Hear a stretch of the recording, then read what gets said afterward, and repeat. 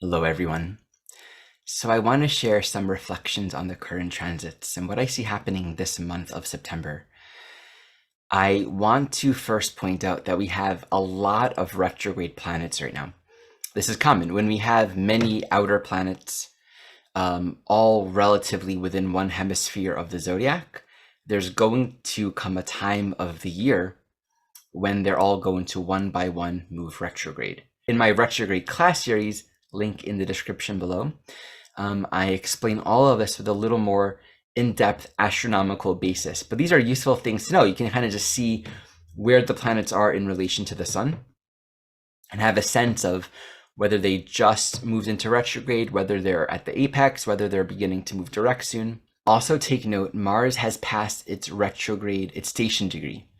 This is the degree it'll come back to several months from now after its retrograde journey. So Mars has sort of entered the vortex of this retrograde time. It's trining Mercury right now, and Mercury this weekend is going to go retrograde. And it's going retrograde in opposition to Jupiter, basically stationing within a couple degrees. And it's going to move all the way back to Virgo and station direct at the very end of this month in opposition to Neptune. Actually, it'll also be squaring Mars at that time. This is interesting. I'll show you visually in a moment. Trining Mars, right? Gemini to Libra is a trine.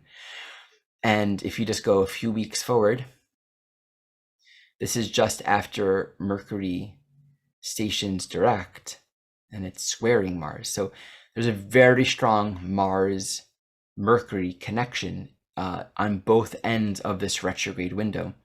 It's just really meaningful to know. Even as Mercury began to pick up speed after the retrograde, it's going to stay in that vicinity of Mars. And Mars at this point is just a few degrees from where it'll station retrograde later that month.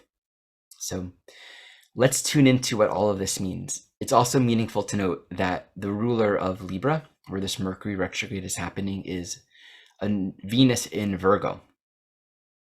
Okay, so there are a couple of reflections to offer here. When you have so much retrograde energy, I mean, Mercury is going to be added to the mix, and Mercury is opposite all of these planets. And this is a part of what I want to share. It's in a way, it's almost like a bucket handle pattern. Bucket handle is sort of like if you have a scoop on one end and then something on the other end, and it's like a bucket handle of retrograde. Mercury is almost like smack dab in the middle of like the opposing midpoint of all retrograde planets, more or less, during this cycle. This creates a powerful point of self-reflection, of introspection, of attunement. And there's something very valuable when we find ourselves in life experiences where we really don't have the answer. Just really consider this. I was chatting with Michelle, and she was sharing a beautiful reflection last night that I really appreciate and value.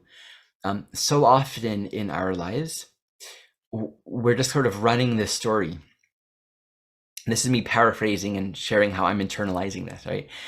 We're just running this story about the thing that should be happening, or the thing that shouldn't have happened, or the kind of experience we're trying to have, and we never really allow ourselves to just see our life as it is, right? And the obvious example that I want to give, obvious in the sense that it's more tangible for the mind, is just that of an addict.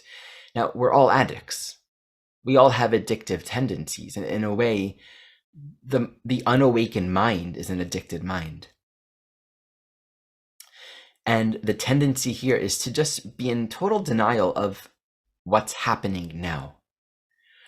The mind, the addicted mind, is constantly trying to maintain some version of reality that it wants to be true. And this sustains its behavior. This has sustained its relationship to substances or ways of life that aren't healthy. It sustains its attitude towards other people. It sustains its endurance of unhealthy conditions in its life. Its perpetuation of patterns and relationship patterns and work patterns that aren't serving, but well, I need to continue this because it's supposed to be this way. It's supposed to end this way. This is the kind of experience. We can take that into our meditation. we can endure a practice without really being present for it, without really meeting ourselves where we are, because we're telling ourselves a story of what's supposed to be happening. It's actually insanity if we really look at it, but what is sane is to catch it. It's incredibly sobering. And so the more obvious examples of addiction to drug and alcohol, we know about this, right? It's like the pattern of denial. We don't really accept the state of our mind. We don't really accept the state and the condition that our life is in, how difficult things are, how dysfunctional things are, how unmanageable our life is. And there's that sobering moment. Maybe it comes from a person reflecting this to us, or it comes from just a moment of finally meeting the immensity of our own suffering. There's that moment where we see, wow, things aren't the way I wanted them to be, and they're not going to change and become what I want them to be. Like there's no promise of that. To actually meet ourselves where we are. And what's scary about that is we have to sort of let go of this false hope that things will just get better or work itself out. A reflection that I was present with in my own sitting last night, just looking at patterns and behaviors that I've exhibited, and actually meeting, wow, I never thought I would be that way. I never thought it would be like this. I never thought that I would be having this experience. I never thought I would be behaving this way. Really catching some parts of myself that I was so certain this wasn't a part of me. I was so certain that my life wouldn't be like that these facets wouldn't arise. And to actually meet it in a very sobering way. Sometimes it takes really stepping out of alignment. Sometimes it takes really realizing the impact that we can have on other people. It takes really realizing the impact that we've had on our own health, on our own well-being. To acknowledge, wow, I actually didn't really expect this, and I was in denial about what was going on all this time. To be in this process of seeing it, not having a solution for it, is really to be truly present with the evolutionary process. To actually just admit where we are and to acknowledge the reality that we're facing with such profound honesty, is in a sense to open ourselves up to a solution not of our own making. Very often in our efforts to make things work out, in our efforts to arrive at that reality that we always thought we would have, we don't really ever allow ourselves to see our lives from a higher level of intelligence. And there's that teaching that I love quoting from A Course in Miracles, which is, there's really only one problem and there's only one solution. But for that solution to be known, we have to be honest and admit the problem. That one problem is our false thinking, our belief in separation. But we can be running a life even with a positive story of what we think things should be or are, or regretting what they aren't, and never quite meeting where in our minds we missed the mark, where in our mind we at some point believed something.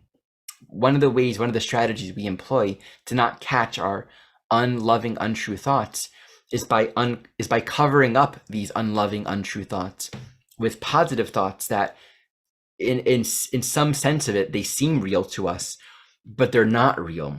It's like spraying an odor over a really foul smell. As much as the odor is designed to smell like apple orchards, it's not an apple orchard. And so it doesn't get us anywhere. It's almost like praying, but the kind of prayer that's like, please help me, I need your help. That doesn't get you anywhere either. The gestures and the things that we think and do, as seemingly innocent or helpful or useful as it seems in our mind, if we're really honest, we'll actually realize there's something underneath that needs to be met first. And it's a lot easier, actually.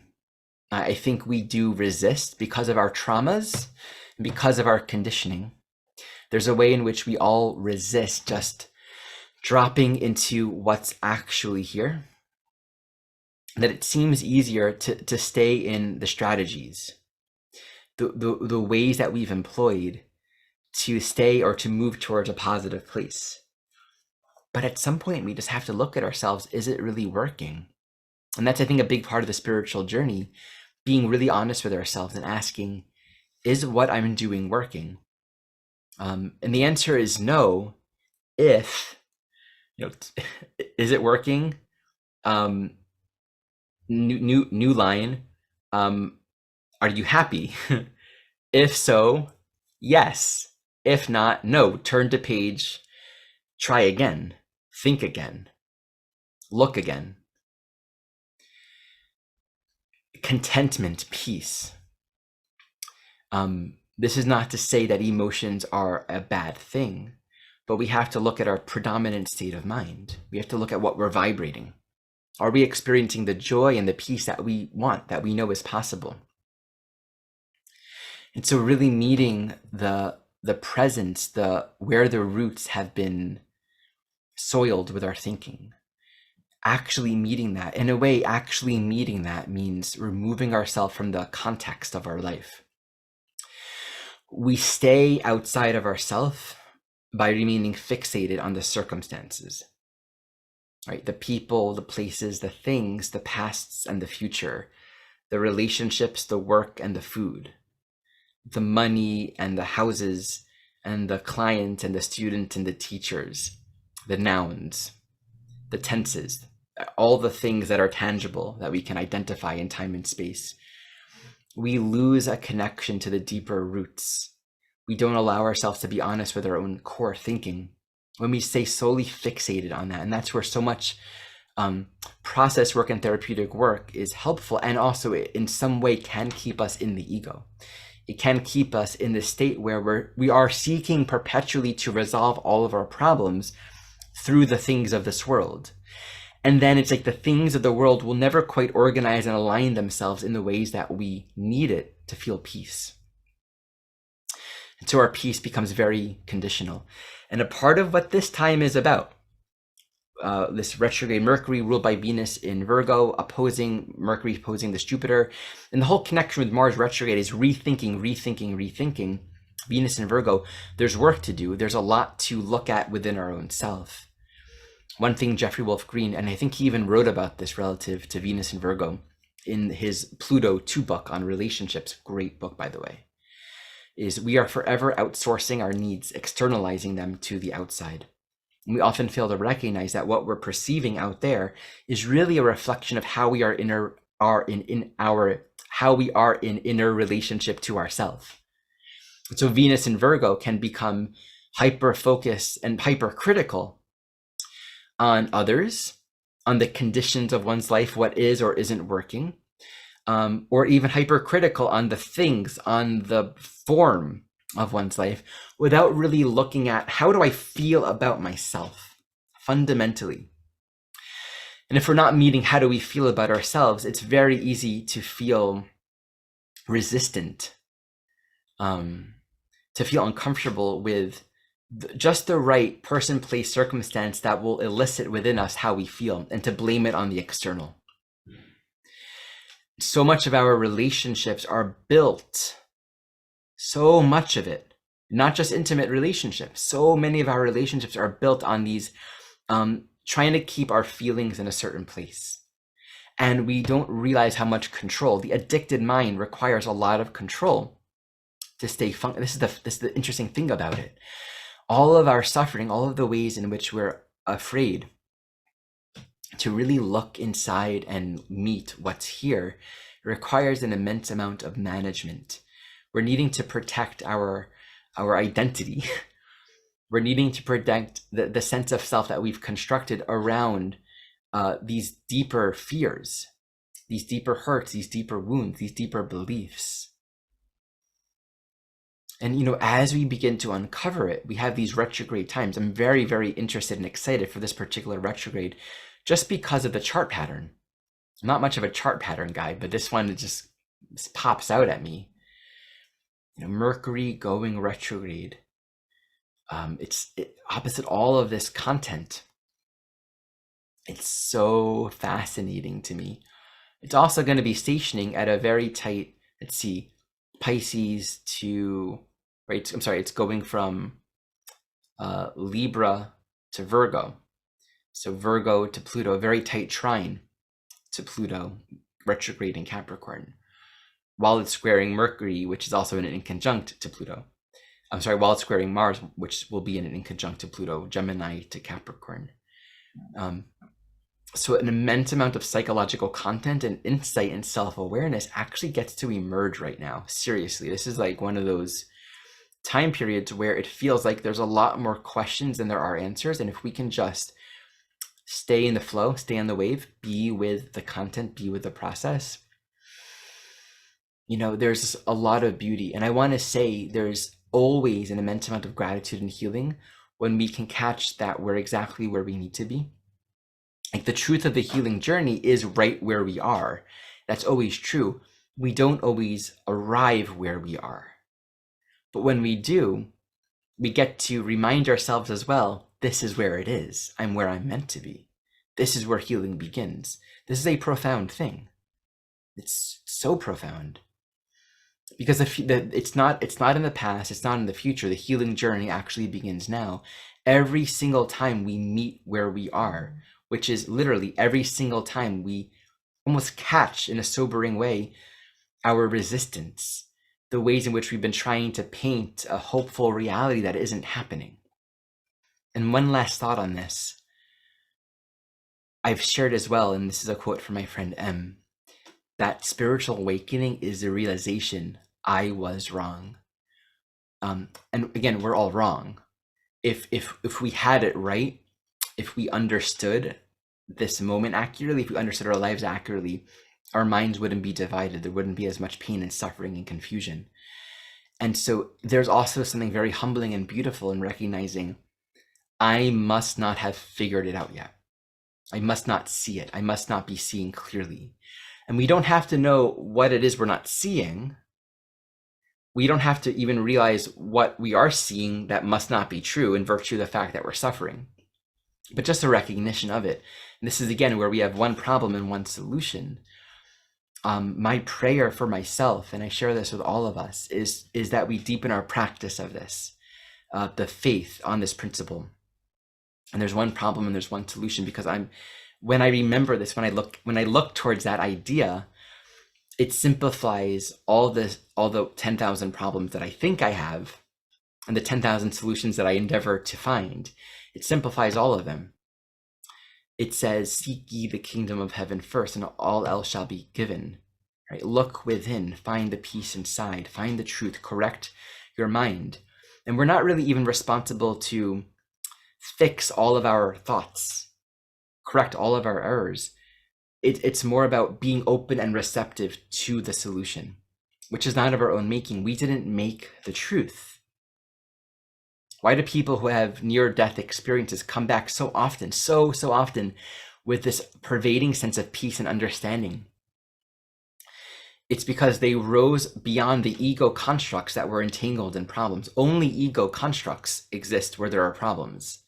Identities that are trying to uphold and maintain an image of self to keep its addictions and its beliefs at bay, right? To keep them solid.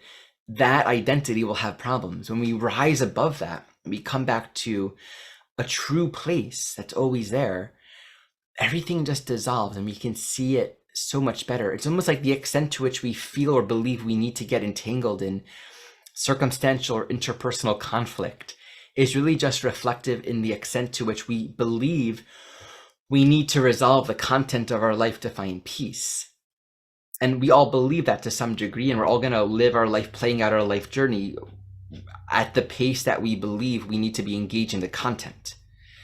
The extent to which we recognize we actually can practice a turning within and a trusting, there's something that opens up and shifts, right?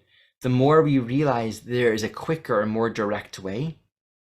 And I'm finding this is not about bypassing human relationships or bypassing interpersonal learning and connection, intimacy. It's more the investment in where my peace comes from. And so we can engage on this level, on the horizontal sphere, horizontal sphere, but not not for the purposes of finding some sort of transcendent ultimate healing and solution. When things go bad, we can also stay peaceful. We can work it out. We can stay in a place of connection and peace and trust when our life doesn't go the way it's wanting to, when our body doesn't function the way we want it to, when our finances aren't functioning. We can address it still, right? But the point I'm making is we understand that these shifts and fluctuations are just more moments of healing to stay relaxed and keep our peace. So I think I really am coming to learn some of the deepest testaments of faith, and it's some of the quickest ways to quicken our evolutionary journey. There was a time in my life a couple of years ago where shit really hit the fan professionally, and some of you might know about this, just a community that I was working with, and a lot of dynamics went down and people were turned against each other, and my orientation to keep the peace and support everyone, wanting people to really care for each other, and it was really hard on me. And it really led to a lot of shifts in my work, ultimately for the better. I began teaching my own training program. But Michelle had a dream. She had a dream, or I had a dream? No, she had a dream where she or I said, I am learning to walk softly on the earth as I am awakening. She even made some art and drew that. She takes these teachings that we get. We both get a lot of messages in our dreams, and makes really beautiful art. Actually, this is one of them. Do not extend your eye beyond the one inside of you. I got that one in a dream. That's a good message. So I'm unpacking that teaching. I'm learning to walk softly on the earth as I'm awakening. I'm learning more and more about what that means, mostly by not walking softly, and then realizing how it's not necessary. Like every conflict, every tension and loss of peace will ultimately result in coming around and relaxing and choosing peace, like if we're learning the lesson. And so then the quicker way about it is to learn the lesson first, right, as a practice. That the noise and the lateral struggle with human content actually gets to be diminished as we realize that everything that hurts us is pointing to a deeper healing of which we are not fully aware of. I don't know why I'm upset. I'm not aware of the deeper reasons for it. And so let me trust this healing. Let me trust, to quote the wonderful Tara Divina, everything that happened is the best thing that could happen. I can trust this medicine I've been given. The fact that it's here is how I know. I can handle this moment that I'm given. I forgot how it goes, but you get the idea. If it's here, it means you can handle it and you can trust it. And it's for our best, it's for our healing. So many blessings. Thank you for watching. Two promotions. About Michelle, I don't actually know if she's I think she might be at full capacity. So if it's too late, it's too late. But check out, I'll put it in my description below, her YouTube channel and her website. She has a Pluto series that she's created, a 6-month series that starts, I think, this weekend or this Friday. It's a deep dive into the soul work. It's actually more interpersonal, really working with the content of our soul work, of our deeper Pluto evolutionary work. It's more of an intimate container. Check out her work. I highly recommend this kind of container, this kind of work, and what she's doing. And what she's doing is sort of a sister program to what I'm doing, which is together with my colleagues, David Green, Kristen Fontana, Rose Marcus, Rav Shahal, all evolutionary astrologers of the Jeffrey Wolf Green lineage. We've come together and created the Association of Evolutionary Astrologers. This is a new forum, a new template for sharing the teachings of evolutionary astrology really in their pure form to make it more available to more souls. So next month, we have a Pluto series, and this will be more teaching the Pluto work, the core Pluto work of evolutionary astrology, covering many angles over 9 classes, 9 months, including a live chart reading, where we'll actually, together, all 5 of us, read a chart for all enrolled students. Our free class is up. I'll put the link to that free class below, and you can enroll in the program and have lifetime access to all the content and connection to the teachers throughout the year, I'll put that enrollment in the description below. I highly recommend it for anyone really drawn to do this soul work, anyone drawn to just deepen and sort of armor ourselves with these teachings and this community and this space of connection. Thank you so much for watching.